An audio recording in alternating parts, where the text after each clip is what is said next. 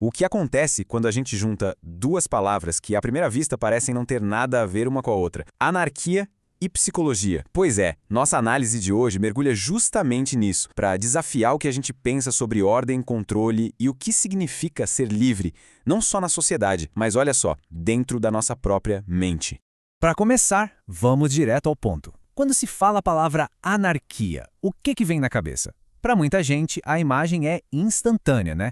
Caos, bagunça, talvez até violência. Mas e se essa for só uma parte da história?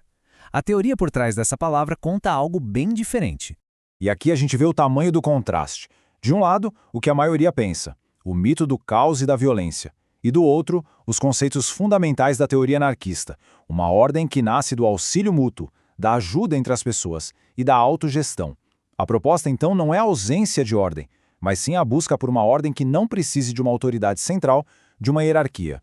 Então vamos mergulhar um pouco mais fundo para entender por que a ideia de anarquia vai muito, mas muito além desse estereótipo do caos. E essa ideia tem até uma base científica, sabia? Lá no século XIX, um geógrafo chamado Piotr Kropotkin foi contra a maré. Todo mundo falava na sobrevivência do mais forte.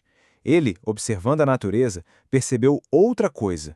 A cooperação, o tal do auxílio mútuo, era muito mais decisiva para a evolução do que a competição pura e simples. Uma ideia que, hoje, a ciência moderna vem confirmando cada vez mais. E olha, isso não é só teoria não. A antropologia mostra exemplos bem concretos.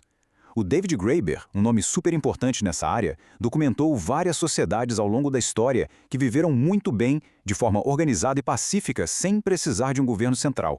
Ou seja, aquela ideia de que as pessoas iriam se destruir sem um controle de cima, segundo ele, simplesmente não se sustenta nos fatos. Agora a gente vai dar uma virada na nossa conversa. E se o maior obstáculo para uma sociedade diferente não for o Estado lá fora, mas um Estado que a gente carrega aqui dentro? E aqui entra um conceito central, o estado de espírito estatista. A ideia é que o Estado não é só uma instituição, sabe? É também um jeito de pensar, uma mentalidade que a gente internaliza. Uma mentalidade que se baseia na dependência, no medo e na crença de que a gente precisa de uma autoridade para nos controlar e proteger. E essa mentalidade tem um modo de operar bem específico. A base emocional dela é a dependência e o medo.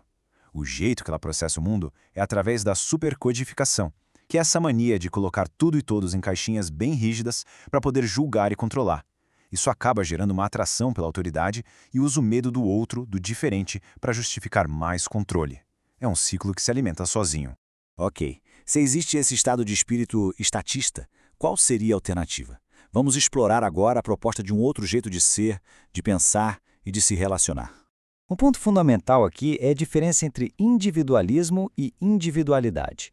O individualismo que a gente mais conhece nos vê como se fôssemos átomos separados, competindo uns com os outros. Já a pensadora anarquista Emma Goldman falava de outra coisa, a individualidade.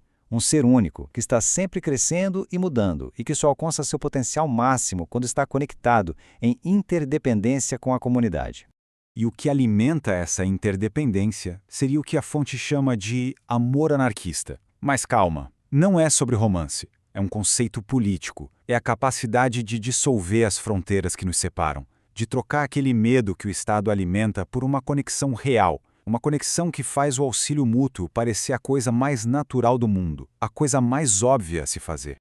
E na prática, como é que isso funciona? A partir de éticas bem claras. O auxílio mútuo, a associação voluntária, a autogestão. E essa ideia de democracia fractal, que é bem interessante, significa aplicar esses mesmos princípios em todas as escalas da vida, desde os nossos relacionamentos mais íntimos até a organização da sociedade inteira.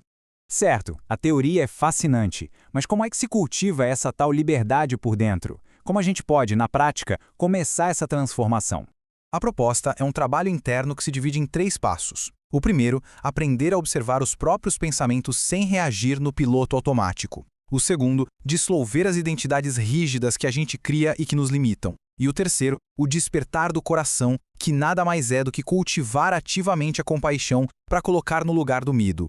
E existem ferramentas concretas que podem ajudar nisso. A yoga é um exemplo. Mas aqui a yoga é vista como muito mais do que um exercício. É uma prática de liberdade. Ela ajuda a gente a se desprender da reatividade, a liberar aquela visão autocentrada, sabe? E a cultivar uma conexão mais profunda, uma intimidade com todas as coisas. Bom, a gente está chegando ao final da nossa análise, e a ideia aqui não é de forma alguma aceitar tudo isso como uma verdade absoluta. É, na verdade, um convite. A conclusão das fontes que a gente analisou é basicamente esta. Não se trata de acreditar em algo porque alguém disse.